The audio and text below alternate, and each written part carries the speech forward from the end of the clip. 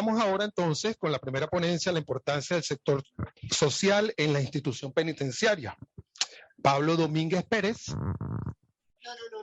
¿No? Jesús, perdón. Jesús, ¿no? Pablo no ha podido venir. Ya. Ya va porque me cambiaron todo en Jesús, pero Jesús, que se presente Jesús, que nos diga de qué nos va a hablar, porque es más sencillo que estarlo buscando aquí. ¿Vale? Pues buenos días. Ya me ha presentado Erika y entonces ahora añado que soy un voluntario que además es presidente. Sabes que el presidente de aquí es un voluntario que se elige entre los socios y que representa a todos los voluntarios. En teoría, os represento a todos vosotros. Bueno, yo lo primero, además de buenos días, yo quiero dar las gracias a los organizadores de este encuentro, que tiene muy buen aspecto por la temática, por la gente que va a hablar, si quitamos al que abre la sesión, que es ese tal Jesús Jimeno, y será mucho más interesante gracias a la aportación que hagamos todos nosotros. O sea, se espera que todo el que está aquí haya venido no solo a escuchar, sino también a aportar algo y luego... Sí, es que José me lo tenía que decir. Aquí, ya. Bueno, y entonces el año pasado yo hablaba de los voluntarios sorpresa, ¿no? Pero hay muchos más voluntarios. Entonces hay los voluntarios estándar, que bueno, pues somos la mayoría, pero luego hay los voluntarios oro.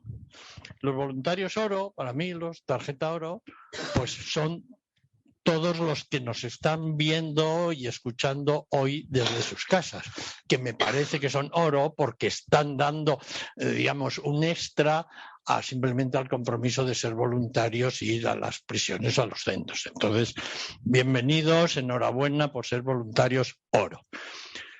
Por encima de los oro, pues están los brillantes, ¿no? Los diamantes, que son todos los que estáis aquí. Porque además de ser voluntarios, da gusto que dediquéis un tiempo un poco raro, un poco especial, que uno podía pensar, pues eso me lo salto, el que estéis aquí os da la categoría de voluntarios diamante. Y luego hay los voluntarios, por encima del diamante, pues ahora están los platinos, ¿no? Los platinos son los que encima venís desde fuera. Entonces sois los voluntarios platinos, que hay que agradecer y bienvenidos, enhorabuena del ejemplo, no sé qué pasa en Cartagena, pero que ha venido casi un autobús, pero que da... Yo digo, no sabía que en Cartagena había tanta gente, pero bueno, se ha debido de quedar, la España desierta no se aplica, se aplica hoy a Cartagena, ¿no? O sea que, bueno, y luego por encima de ella, pues hay alguna categoría por encima de los oro, de los diamantes y de los platinos. Pues yo creo que hay una categoría que ya no sé cómo llamarla, que son la pera, ¿no? Que son la pera, que son los que encima son socios, ¿no? Y entonces, bueno, pues enhorabuena, bienvenidos y agradecidos a todos los voluntarios que son la pera. ¿Por encima de la pera hay algo más? Pues yo creo que la repera. La repera, que son encima los voluntarios que son socios y además aceptan ser parte de la Junta, ¿no? Y entonces, bueno, pues esos son, que hay aquí alguno, allí veo que llega uno, digamos, hay uno, bienvenido repera, bienvenido, bienvenido. Eres un voluntario repera, un voluntario repera. Dentro de la Junta, lógicamente, también hay niveles. Entonces, ahora que no nos oye nadie, pues hay repera, porque hay unos que van a la Junta, colaboran, opinan, que da gusto, me agradecer. Hay otros que, además, pues dedican esfuerzo y tiempo, como son el tesorero, que es Nacho, y la secretaria, que es Diana, que no está hoy por aquí. Bueno, y luego está el presidente, que ni se le ve ni aparece, ahora que no le veo por aquí, ni se le ve ni aparece, y entonces, que ya sabéis que la gente, los presidentes, no hay excepción, no creo que ninguna excepción, les cuesta muchísimo dejar los puestos, no se aferran al puesto y entonces no hay manera de echarlos ni de que se vayan. Y entonces, bueno, a ver si se genera un movimiento aquí para una manifestación, presidente, dimisión o cosas de esas, que están tan de moda, y entonces, pero si hacéis una recolección de firmas, llamadme que me apunto, ¿eh? O sea que algún día hará falta renovarnos y espero que haya muchos voluntarios. Por encima de ese nivel hay más. Pues el otro día, yo creo que por encima de ese nivel hay más. Y que el otro día hablando con Eduardo decíamos, a veces que no damos la importancia suficiente a las víctimas.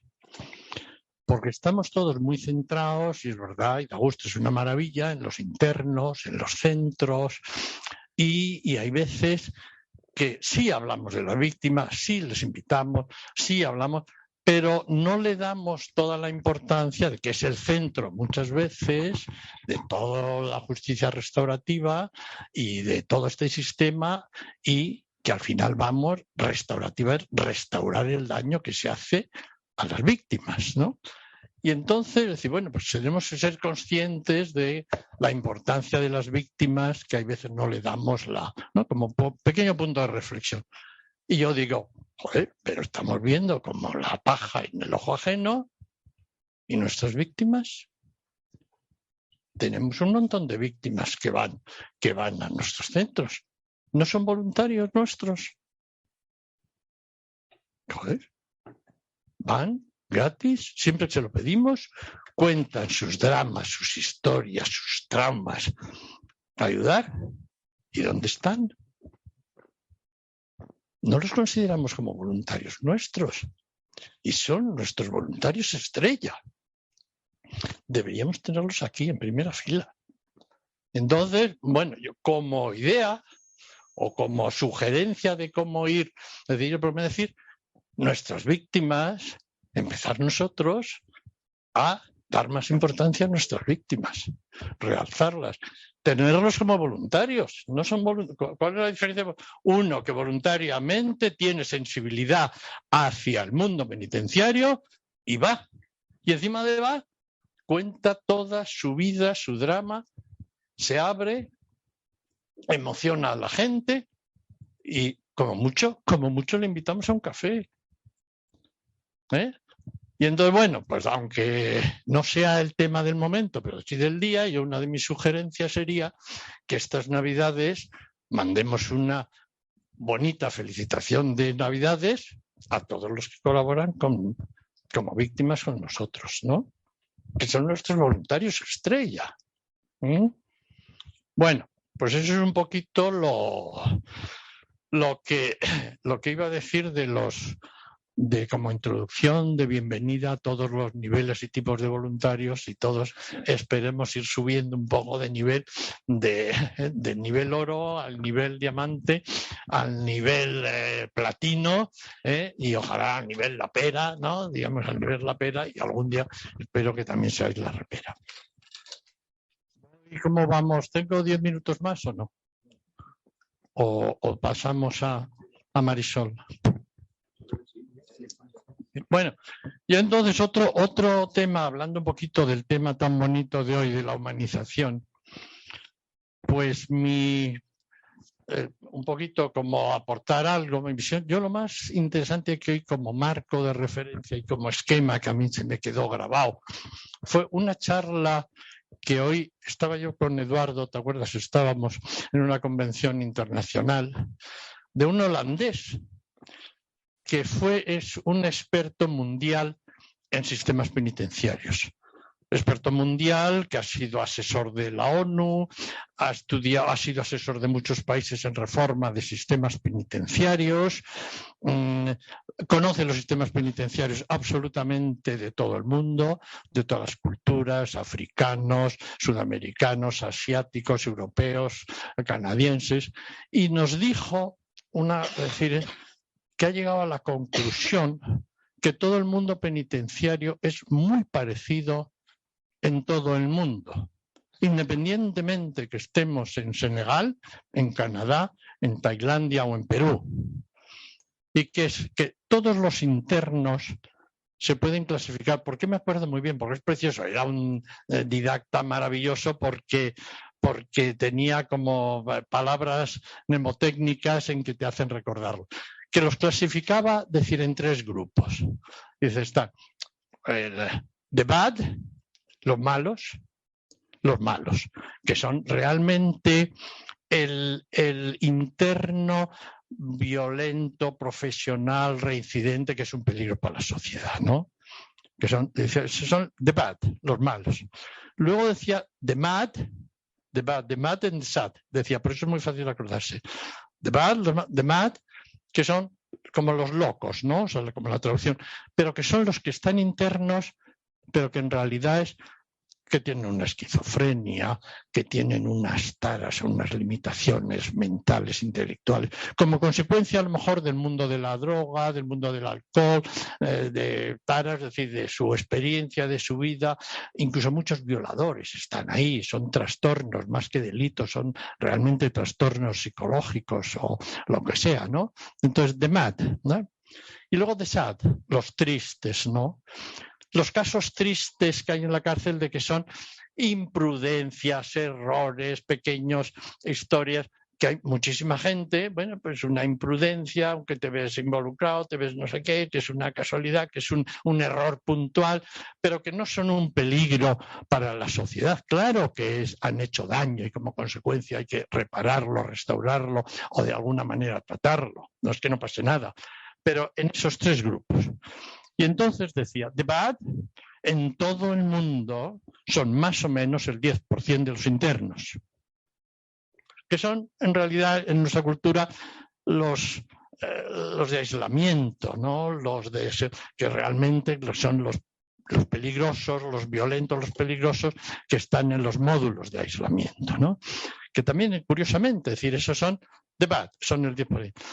Dice, the mad, los locos, los de trastornos, son como el 30% en casi todos lados. Con problema. Ese no es un problema penitenciario. Eso es un problema de psiquiátrico. Esa gente debe ser un problema del Ministerio de Sanidad, no del Ministerio de Justicia o de Interior. Esa gente es absurdo tenerla en la cárcel, porque necesita tratamiento psiquiátrico. No es que tengan que estar en su casa o fuera. No soluciona a nada que un violador, un demente, un no sé qué, le metamos en la cárcel. O le tengamos otra historia. Es decir, ese 30% de MAD hay que hacerlos un tratamiento de psiquiatría, no un tratamiento penitenciario. Y de SAD, el caso de los tristes, ¿no? Los casos tristes, decir, joder, fíjate, pues una historia, decir. Entonces, otra cosa bonita, ¿cómo tratar? Dice, bueno, él decía, lo que había que hacer con los SAD, un tratamiento y responsabilidad del Ministerio de Sanidad y Psiquiátrico. Sigue habiendo, sabemos, algún centro psiquiátrico, ¿no? Es Picasen, en donde y otro, bueno, en Alicante, sí. Bueno, pero que no tiene, digamos, el sistema penitenciario ese enfoque de esta gente, digamos, a estos hay que hacerles un tratamiento psiquiátrico, no penitenciario. ¿Qué hacemos entonces con los nuestros? Nos quedaríamos con the bad y con the sad, los malos y los casos tristes. Y tenía también, para acordarse, lo sintetizaba en 2 palabras muy importantes. Uno es el tratamiento warehouse y en otro tratamiento house. The bad es de warehouse, tratamiento almacén. ¿No? Sí, esos los tenemos que tener en la cárcel, en el almacén. Vale. Y los otros tiene que ser un tratamiento house, en sus casas, en casas. Que es un poquito la filosofía de trabajos en beneficio de la comunidad, de los terceros grados, de los CIS, de los no sé qué. Es un poquito inicio. Es decir, que 2 enfoques completamente diferentes. Es absurdo a gente que tiene pocas probabilidades de reincidir, que no son un peligro para la sociedad, meterles años y años en la cárcel. No soluciona nada, ni para esa persona ni para la sociedad. Pero no significa que no ha pasado nada. Y que eso no tiene que... No me gusta utilizar la palabra castigar, pero vamos a seguir utilizando castigar o responder, es decir, pero sí, pero es un tratamiento básicamente filosofía, luego habría que ver cómo se desarrolla esa filosofía de House, decir, y lo mismo la filosofía Westhouse. La filosofía Westhouse, digamos, en el sentido de, no en el sentido de encerrar, sino en el sentido de tratarlos para, lógicamente, la reinserción, ¿no? Digamos, cómo se enfocaría, cómo sería ese tratamiento de esos Westhouses, digamos, sería para el tratamiento de reinserción. Aunque lo habéis visto y lo habéis vivido todos los que habéis colaboráis con justicia restaurativa, pues a mí me encanta lo que dice el juez Emilio Calatayud, ¿no? Es decir, cuidado, digamos, todos estamos de acuerdo que es una maravilla de juez, es decir, cuidado que muchas veces no hay que trabajar ni tratar para la reinserción, hay que trabajar para la inserción, porque mucha gente no está nunca insertada. ¿Dónde lo vamos a reinsertar? Hay que trabajar, hay que empezar por la inserción más que por la reinserción. ¿Eh?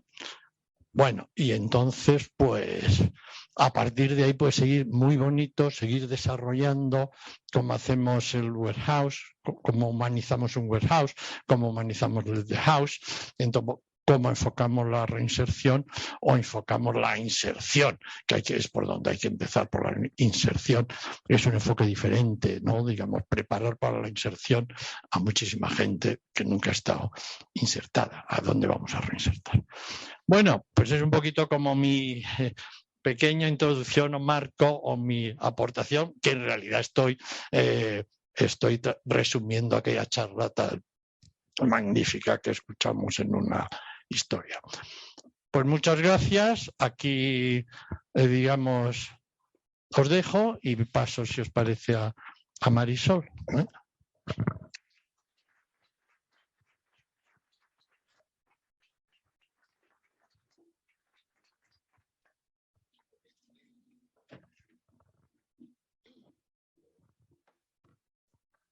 Bueno, se oye bien, ¿no? Muchísimas gracias a CONCAES por invitarme a hacer esta pequeña presentación a lo que es la base de cualquier entidad social, que es el voluntariado. Las entidades sociales necesitan y es imprescindible que tengan un número de profesionales remunerados, pero no nos olvidemos que la esencia de cualquier entidad ha sido, es y será siempre el voluntariado. Yo voy a hablar de tres cosas, ¿no? El qué, el por qué y el para qué. En cuanto al qué es lo que hacemos? Bueno, pues lo que hacemos es acompañar a las personas privadas de libertad. Como decía Jesús, en los talleres de justicia restaurativa también acompañamos a las víctimas que muy generosamente comparten sus historias con nosotras, y más cuando llevamos a cabo procesos de encuentro, donde el trabajo en ese caso con las víctimas es más intenso. Pero sobre todo y fundamentalmente acompañamos a las personas privadas de libertad. ¿Y qué es lo que no debemos hacer, en mi opinión? No debemos decirles cómo tienen que vivir, sino simplemente respetar su decisión. Una vez que están privadas de libertad, las consecuencias son únicas y exclusivamente para ellos y para ellas. Entonces, lo que no podemos es dirigirlas, sino acompañarlas en su paso por la cárcel, que bastante duro es ya, y no creer que tenemos las respuestas para todas sus necesidades, inquietudes. No, yo creo que la labor más bonita de la persona voluntaria es la escucha, que es la herramienta más importante que tenemos todas. Saber escuchar, ojo, que no todo el mundo sabe escuchar. ¿El por qué? Bueno, habíamos invitado a un compañero y amigo de una entidad que todas conocéis, que es Cáritas, que es un gran... Sus reflexiones en este ámbito, a Eduardo y a mí, que lo conocemos muy bien, nos parecían que encajarían perfectamente con este encuentro. Pero por cuestiones personales y familiares, pues no ha podido venir.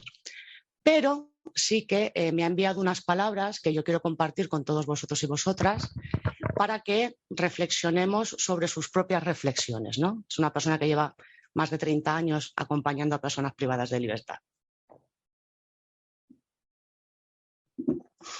Bueno, Juan Antonio dice: humanizar el sistema penal y sensibilizar la sociedad hoy no es fácil.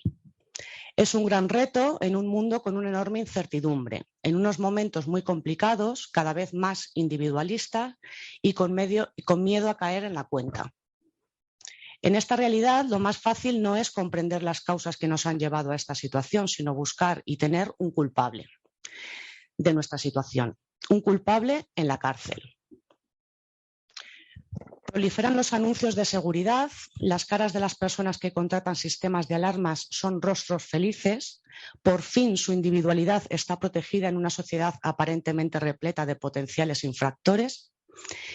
Si hiciéramos una encuesta, es probable que la respuesta mayoritaria fuera el aumento de medidas de seguridad y el endurecimiento de las penas privativas de libertad.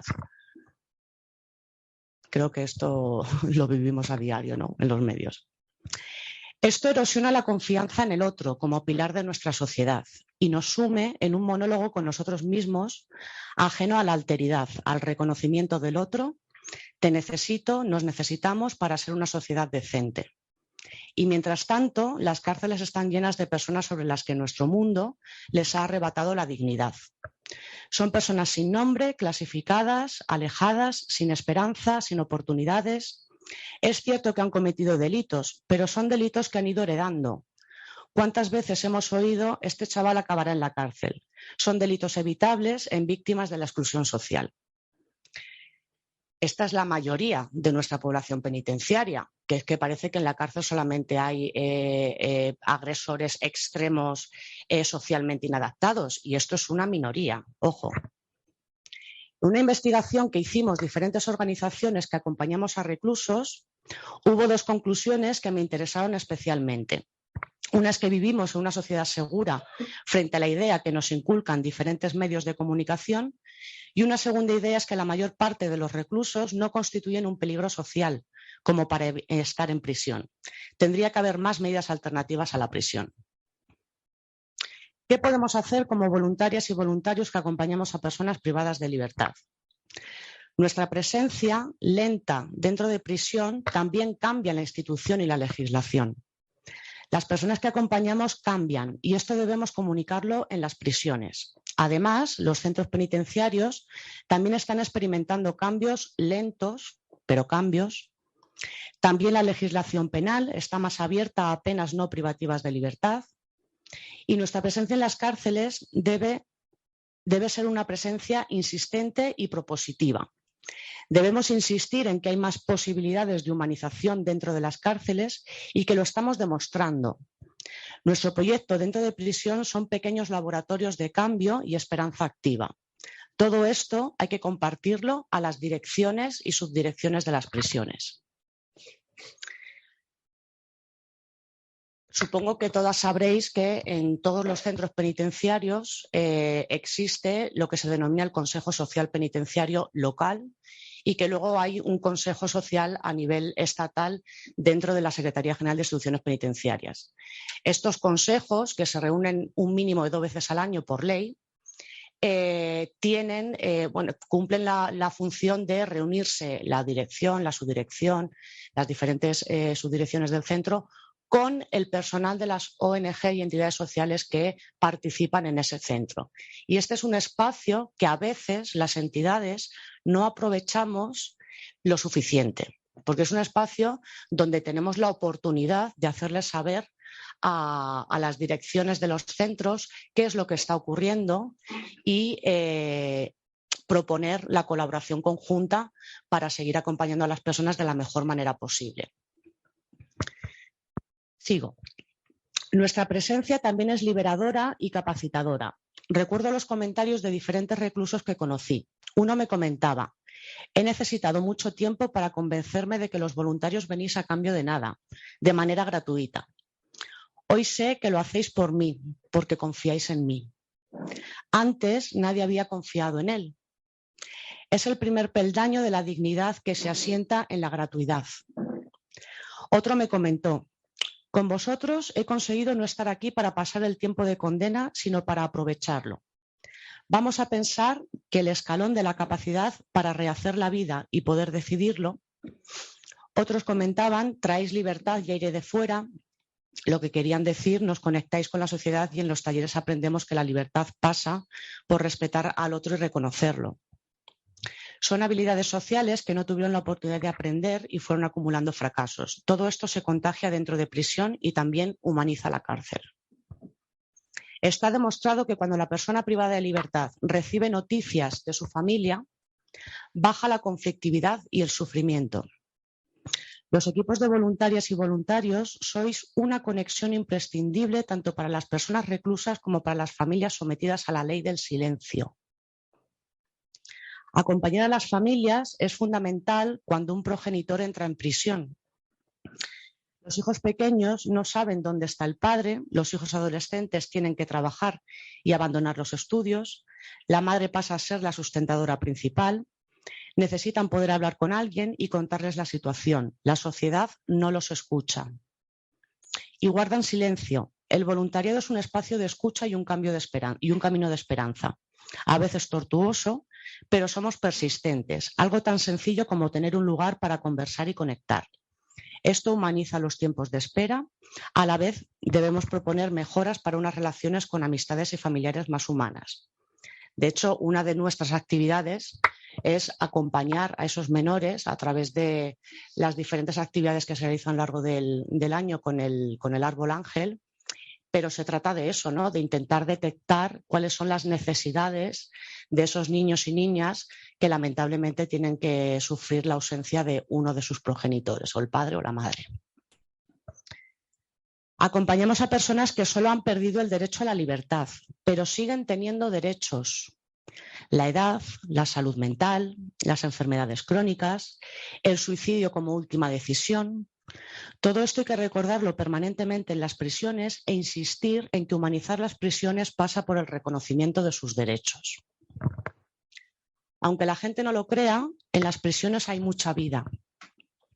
Hay que romper los estereotipos que tiene la sociedad. De los diferentes talleres que hacen los equipos de voluntariado en prisión han salido excelentes fotógrafos, grupos de teatro, poetas, pintores, también personas que han desarrollado una profunda espiritualidad. Todo esto hay que contarlo, visibilizarlo, sacarlo a la calle. No es difícil montar una exposición en un centro de nuestro barrio e invitar a vecinos a un momento de conversación para que conozcan la realidad de las cárceles. En bastantes ciudades, las Cáritas diocesanas desarrollan una vez al mes, siempre el mismo día y hora, los llamados círculos de silencio. En un lugar céntrico, una plaza, hacen un círculo en el que visibilizan realidades de exclusión social. Son círculos en los que se invita a la gente a unirse. En uno que visibilizaron la realidad de las prisiones, expusieron en caballetes fotos y poemas de reclusos. La presencia en silencio tiene una tremenda capacidad sensibilizadora e interpeladora. Lo hemos vivido en la pandemia y el sufrimiento que ha supuesto. La mejor vacuna es la solidaridad y la comunidad. Son la vía de acceso para poder volver. Nosotros debemos ser ese altavoz activador de los que no tienen voz. Cuando en un permiso acompañamos a un recluso a realizar gestiones, comenzamos a normalizar que alguien que está o ha estado en prisión vuelve y comienza a participar en el espacio social. Esto sensibiliza, acerca a unos y otros. También es importante sensibilizar al mundo empresarial para que puedan tener una oportunidad de trabajo. Por supuesto, sensibilizarnos nosotros como equipo y asociación. Los prejuicios suelen estar muy ocultos y en pequeños retrocesos en las personas que acompañamos. Normales y previsibles, salta el prejuicio. En el fondo, estamos convencidos de que no cambian. Imaginemos nuestra capacidad de cambio si hubiéramos sufrido una condena de años. Qué difícil, ¿no? Yo me dejé engañar razonablemente por mis hijas hasta que descubrieron que no necesitaban engañar. Sabían que confiaba en ellas. Y recordando la parábola del hijo pródigo, siempre estar dispuesto a recibir al hijo, hermana, padre que estuvo fuera y no pudo disfrutar de ser persona y sociedad. También un acompañamiento especial a las mujeres en prisión. A diferencia de los hombres, la mujer presa es mala mujer y mala madre, si tiene hijos. El paso por prisión es una carga más en la feminización de la pobreza. Bueno, esta es la reflexión que nos ha compartido Juan Antonio. que creo que refleja muy bien nuestro sentir, ¿no? ¿Por qué hacemos esto? Evidentemente lo hacemos porque creemos en ello. Sería incongruente hacer algo en contra de tus principios y de tus valores. Cuando creemos en las personas y en su humanidad, ya estamos produciendo una sensibilización social. Y para mí es muy importante no tanto estos encuentros a nivel de entidad, ¿no? Sino es más importante la sensibilización que hacemos en nuestros espacios más personales e individuales. Una conversación con la familia, con los amigos, amigas, que te echan en cara que trabajas con los malos. Ay, ¿no serás tú igual que ellos? Es decir, la ruptura de esos estereotipos y de esos prejuicios pasa por ahí, por cómo mostramos nosotros de manera íntima y personal esa realidad en nuestros entornos inmediatos. Y luego los grandes eventos de participación como voluntariado en encuentros como este, pues también está ahí. Pero eso también es fácil, ¿no? Lo difícil es lo otro, defender lo que en nadie cree. ¿Y el para qué? ¿Para qué hacer esto? Pues evidentemente porque somos una sociedad y vivimos en sociedad. Y el individualismo no existe. No podemos sobrevivir solos ni solas. La supervivencia a nivel individual pasa por la socialización y por la interacción social. Por lo tanto, el para qué es para contribuir a esas dinámicas de cambio que en este momento estamos produciendo, pero que es importante provocar ese cambio en la mirada hacia las personas privadas de libertad o que cumplen penas y medidas alternativas, ¿no? Y podemos hacerlo, claro que sí. Nosotros llegamos ya al final del proceso, cuando el pescado ya está vendido y la gente ya está dentro. Qué importante sería, yo no voy a hablar del sistema penal porque para eso viene ahora Enrique, pero qué importante sería hacer espacios y eventos como este, no para sensibilizar al mundo penitenciario, que ya llevamos años haciéndolo, y sí, a veces recogen. Pero qué importante sería mostrar cuáles son las consecuencias del procedimiento judicial en la persona. ¿Cómo se siente la víctima cuando pasa por un juicio? ¿Cómo se siente la parte victimaria? ¿Cómo se sienten tratados y tratadas? A lo largo de toda mi trayectoria penitenciaria,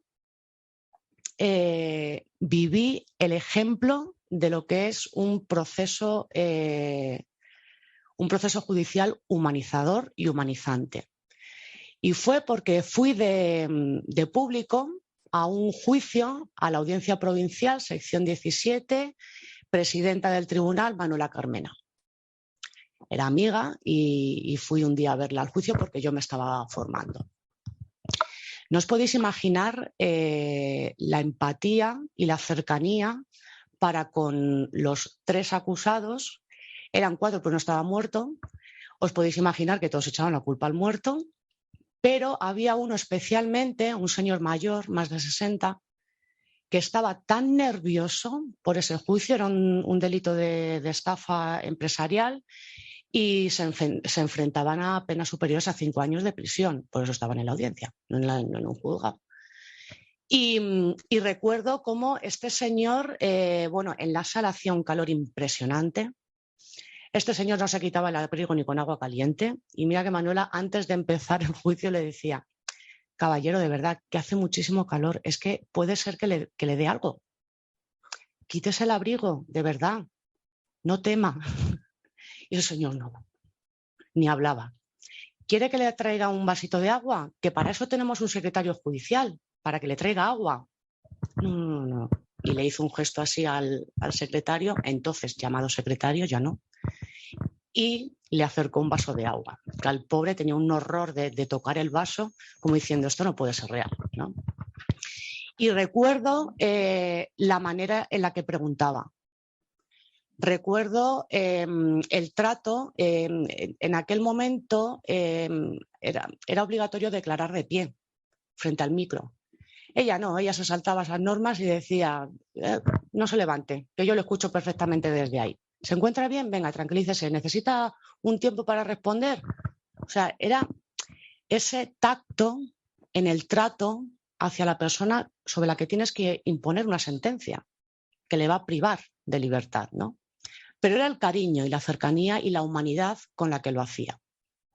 Bueno, pues yo tengo este recuerdo y si me hablan de la humanización del sistema penal, me acuerdo de esa escena.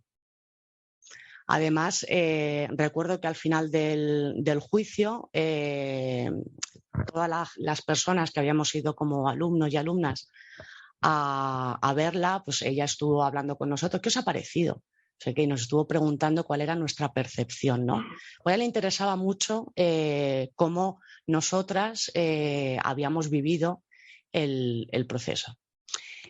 ¿Y para qué? Pues para seguir produciendo cambios.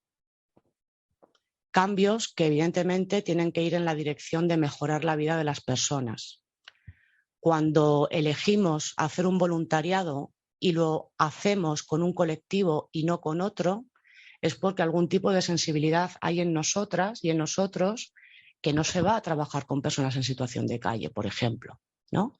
Que no va a otros colectivos porque el que le llama es este en concreto, al igual que al que trabaja con población en situación de calle, pues le llama a esa y no le llama el nuestro, lógicamente. Con lo cual, esta conexión, que ya es un querer hacer, ya está ahí presente. Pero tenemos que creer en nosotras. Y tenemos que creer que lo que hacemos es importantísimo. Y porque la institución penitenciaria nos necesita. No le gusta mucho reconocerlo, bueno, a veces sí, pero nos necesitan. El sistema no puede atender a la población penitenciaria por sí solo. No, ni puede ni tiene recursos para ello. Por lo tanto, la población el voluntariado en España que visitamos y hacemos algo, lo que sea, en las prisiones, es una pieza fundamental del tratamiento. Ojo, pieza fundamental del tratamiento. Y si no recuerdo mal, en el último informe de la Secretaría, más de 10.000 personas voluntarias que entraban en prisión en el año 2020. Ahora han sacado el 2021 no, está salido hace poco. Quiero decir que somos muchas y que también tenemos que hacernos oír. Y tenemos que hacernos oír no solamente a nosotras y defender en lo que creemos y lo que queremos, sino también, como decía Juan Antonio, creernos que somos la voz de quienes no la tienen. Es muy bonito cuando una persona sale de prisión o en un permiso, que participe en unas jornadas, que no sé qué, que se le escuche en primera persona, pero ¿y qué pasa el resto del tiempo cuando eso no se da? Pues ahí estamos nosotras, para darles voz. Y no sé qué más deciros, no sé si he dicho mucho, poco. Nada, que creáis en que lo que hacemos es algo bonito, pero también necesario. Es muy necesario. Y además yo siempre digo que estamos en un momento histórico en el que las estructuras están llegando a su agotamiento como estructuras y la dinámica social que se está produciendo es importante para producir esos cambios. Cuando el sistema se empieza a romper hay que aprovecharlo, porque es ahora cuando podemos incidir, levantar la voz y proponer cambios. Y qué bonito sería que aprovechando este momento de quebrantamiento, pues consiguiéramos que en España se institucionalizara de manera adecuada, ojo, la justicia restaurativa, el paradigma, ¿no? Pues este es un momento para incidir en eso. Es un momento de reclamar los derechos fundamentales de las personas privadas de libertad, que como dice Juan Antonio, solamente se les ha privado de su libertad. pero no de todo lo demás. Preocupante el índice de suicidios en lo que llevamos de 2022. Muy preocupante. ¿Qué está pasando para que la gente decida quitarse la vida dentro de prisión?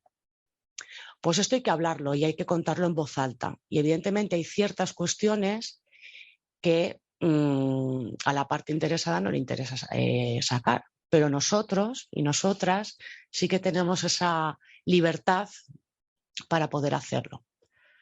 Así que yo me parece que estas jornadas de hoy y de mañana son unas jornadas de voluntariado, pero para mí son más unas jornadas para las personas privadas de libertad. Nosotros somos sus representantes en este encuentro que vamos a tener hoy y mañana, pero al final esto lo hacemos por y para ellas.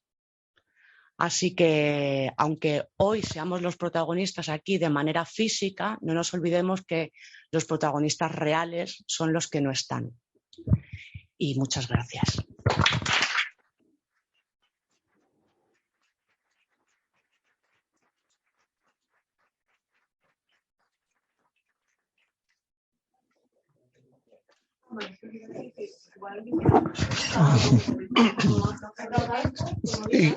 Sí, yo iba a decir si tienen alguna pregunta, ¿no?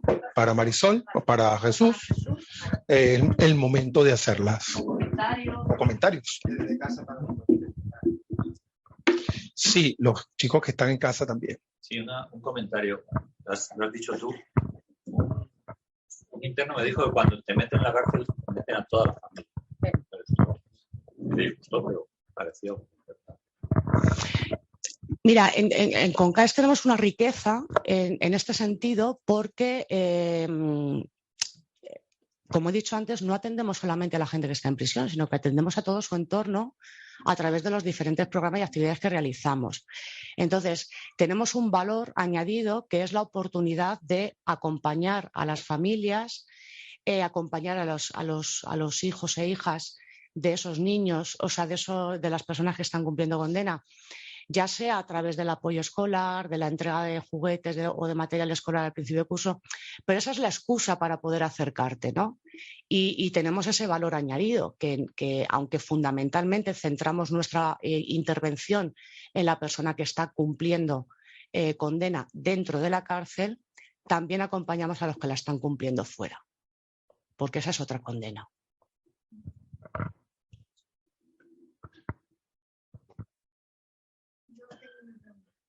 Vale, a ver, realmente también es para Jesús.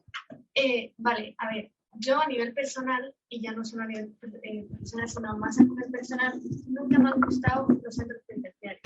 Me refiero como sistema y cómo están enfocados y lo que es el fin, ¿no? O sea, como que siempre he sabido que no me gusta. Entonces, cuando han surgido debates con amigos o en cualquier otro contexto, siempre me hacen la misma pregunta: ¿y qué hacemos? Vale, me parece muy bien que tú estés argumentando que los centros penitenciarios no te gusten, que no los veas suficientemente útiles, pero ¿y qué hacemos con esa gente, no? Entonces, pues después de esos debates, yo siempre como que me lo he intentado replantear, ¿no? He pensado, vale, es verdad, venga, no puedo solo quedarme en no me gustan, sino que voy a intentar pensar en otras alternativas. Lógicamente, pues a lo largo de, no sé, los últimos años, pues como que he tenido ahí diferentes ideas, pero realmente yo creo que todavía no he llegado a una conclusión o a una alternativa real de que, vale, ¿y qué se hace, no? Entonces me gustaría preguntaros a vosotros, que sois como más especialistas y demás, sobre qué respuesta daríais a esa pregunta de, vale, ¿qué alternativas podemos darle a los centros penitenciarios? Qué manera de escurrir el bulto. Bueno, pues una opinión muy personal, ¿eh? Supongo que el ponente que venga después o más expertos sabrán mucho más. Pero yo creo que los centros penitenciarios siguen siendo fundamentales, o sea, no solo para ese 10% de la población que hemos dicho, sino primero es la cantidad. O sea, mi experiencia me dice que hasta 2 años de prisión son muy útiles.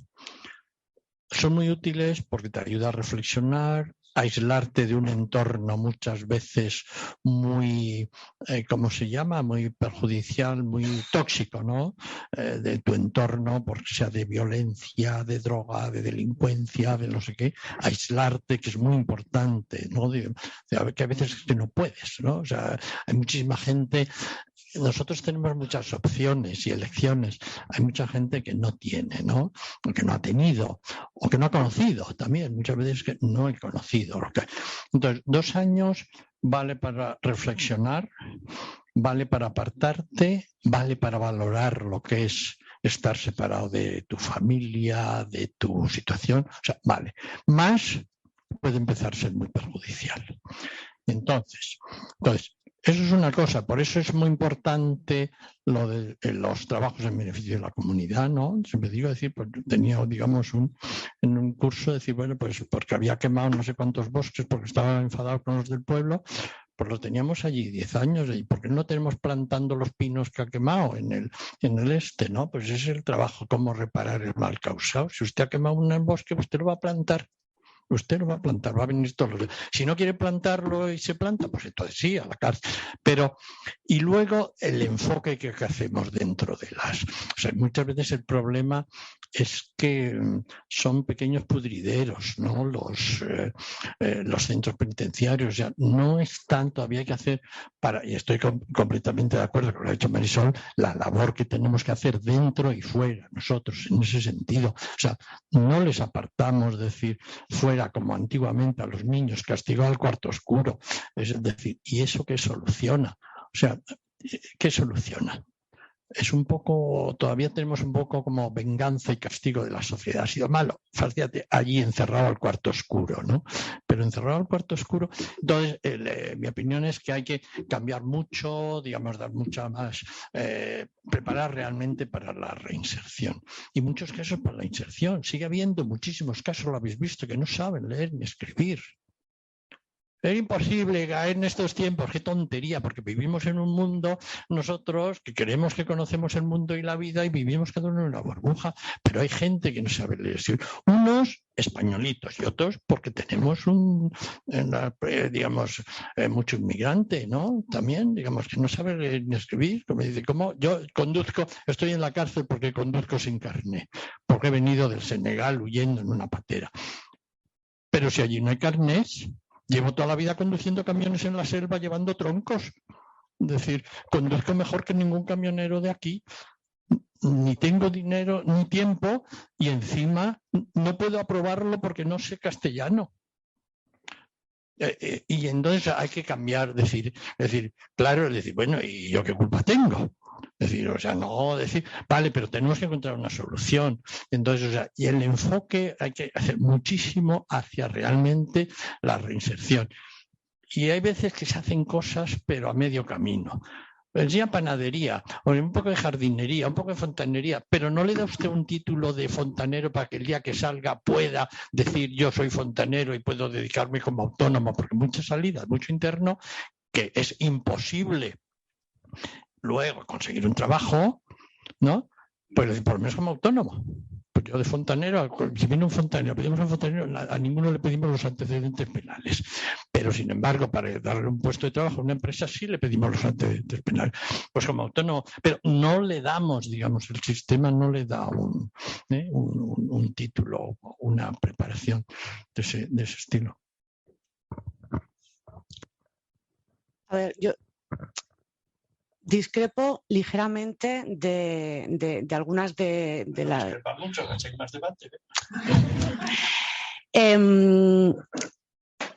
Cierto es que necesitamos un espacio y un sistema para aquellas personas que verdaderamente, que son muy pocas, digo que discrepo porque me parece que a mí las cifras no manejo las mismas que has dicho tú.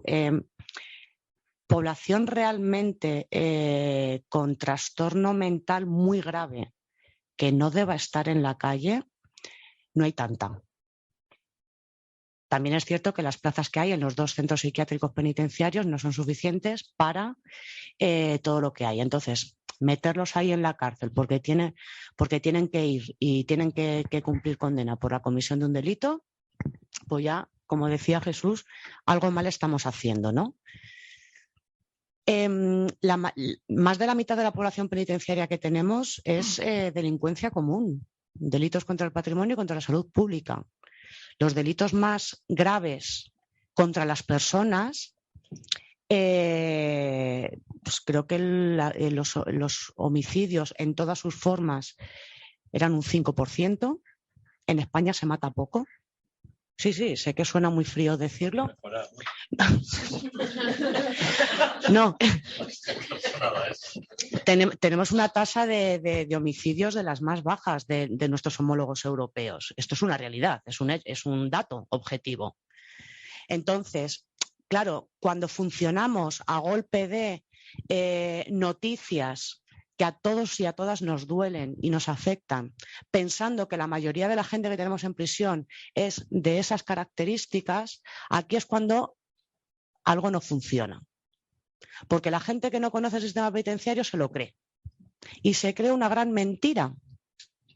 La mayoría de la gente que tenemos en prisión es gente que siempre tiene elección, pero me ha gustado mucho lo que ha dicho Jesús de no ha podido verla o no ha sabido verla. Elección siempre hay. Siempre. Otra cosa es que en base a las circunstancias de cada persona tenga la capacidad de ver otras opciones. Y hay gente que ya sabemos que no está capacitada para verlas por sus circunstancias de diferente índole. Entonces, ¿necesitamos las cárceles? Sí. ¿Toda la gente que está en prisión merece estar en prisión? No. Tenemos que incidir más en el sistema de penas y medidas alternativas. Los países nórdicos, por ejemplo, muchos de los delitos que aquí se condenan con prisión, allí se hacen a través de trabajos en beneficio de la comunidad.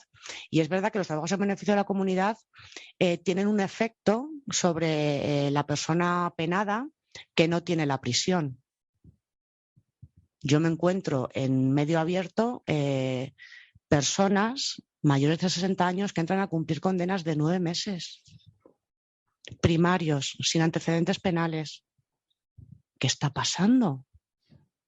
¿Qué necesidad tenemos de castigar y castigar a toda costa? Como si tuviéramos que dar ejemplo de qué. Si es que, yo siempre digo, si comparamos esto con la educación en los niños y las niñas, pues Calatayud lo tiene clarísimo. El castigo no reconduce. El castigo que no sea con una intencionalidad pedagógica. Si a mí me encierran durante un montón de años en prisión, pero no me dan oportunidades de cambio, de crecer, de conocerme y tal, pues evidentemente es algo muy encabronado. Y con todos los motivos, ojo. Entonces, dame la oportunidad de darme cuenta en qué me he equivocado, por qué me he equivocado y qué oportunidades tengo a partir de ahora para no volver a equivocarme. Pero eso queda muy bonito en el artículo 25.2 y en la Ley General Penitenciaria. En la práctica, eso desaparece. Ya sabemos todas que lo que prima es la seguridad. Y punto. ¿Alguna pregunta más o las personas que están online tendrán alguna pregunta? Hay un chat con 7 con un sí. Algo han dicho. Que enciendan el micro y hablen. Vale, que enciendan el micro y hablen, los escuchamos. Pero abre el chat a ver qué han puesto. Hola. Hola. Hola, nada, mira, era para comentaros si os habéis dado cuenta de la cantidad de problemas de accesibilidad y de discriminación que existe en el sistema penitenciario. Porque yo he tenido que luchar mucho para poder estar en los bises, ¿vale? Porque resulta que para subir a un bis tengo que o tenía que subir escaleras, ¿vale? Entonces tengo la suerte de que puedo levantarme de una silla de ruedas y subir, pero a mí querían quitarme la opción de estar con mi marido por el tema de las escaleras, y todavía sigo y seguimos luchando con ese tema, y a día de hoy, bueno, ya estamos en los últimos pasos, pero me está costando muchísimo conseguir esas alternativas a prisión de las que estáis hablando, porque, bueno, yo tengo una situación de dependencia, digamos, así, y claro, llevo prácticamente, como digo, ahora ya no tanto, pero llevo prácticamente 3 años luchando sola con una situación de dependencia, porque no puedo contratar a nadie que me venga a ayudar a casa, porque eso supone pagarlo, y nadie está moviendo mucho el culo, hablando mal y pronto, para poder solucionar este tema cuando hay alternativas a prisión y el desarrollo dentro de la institución ha ido todo bien y estamos en una situación favorable. Se presenta una situación de inserción real que se le pone delante y sin embargo la cuestionan. O sea, es que, vamos a ver, estamos, todavía estamos muy atrás, que no tenemos derecho nosotros o nosotras a acceder al centro penitenciario igual que todo el mundo. Alba, muchísimas gracias. Yo creo que es un punto interesantísimo y fundamental el que has sacado dentro de la humanización, porque dentro de eso supongo que sabes... Estoy aquí precisamente en la asociación y todo eso para ver si el día que pueda voy a presentarme aquí en Madrid y hablar con todos vosotros para ver si ponemos esto sobre la mesa, porque creo que tengo que ponerme por delante y plantear todo esto, porque nadie se atreve a hablar de ello ni a pedir nada. Sí. Es un punto. ¿Sabéis que en las cárceles en España ahora hay 2 personas? Hace poco leí una de las estadísticas, antes miraba el móvil porque creí que tenía la estadística en el móvil. 2 personas de más de 90 años. O sea, ya no hay, antiguamente había a partir de los 75 entrados en la cárcel, ahora no hay límite de edad, hay 2 personas de más de 90 años. Hay muchos centros que necesitan un geriátrico casi. Entonces, hay personas de 70, 80 y 90 que tienen una serie de limitaciones y problemas de salud, digamos, que necesitan estar casi en el médico o con tratamientos o con problemas de movilidad o problemas tremendos, cada vez mayor, digamos. Pero además son las consecuencias que van sumándose en el tiempo. Sí. O sea, las consecuencias que vienen tanto para mí como para la persona que está viviéndolo desde dentro y fuera, porque ahora, gracias a Dios, estamos en el punto final. Pero tú imagínate lo que es para la otra persona estar sufriendo porque sabe la realidad que yo tengo fuera, más lo suyo. O sea, ¿qué es esto?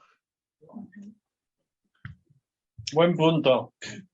Yo, añadir simplemente la humanización de cualquier sistema, ya sea el penal, el penitenciario, el que sea, pasa por atender las necesidades específicas de la gente, no por atender la generalidad y luego se me quedan ahí unos colectivos minoritarios. Ahí está. Entonces, porque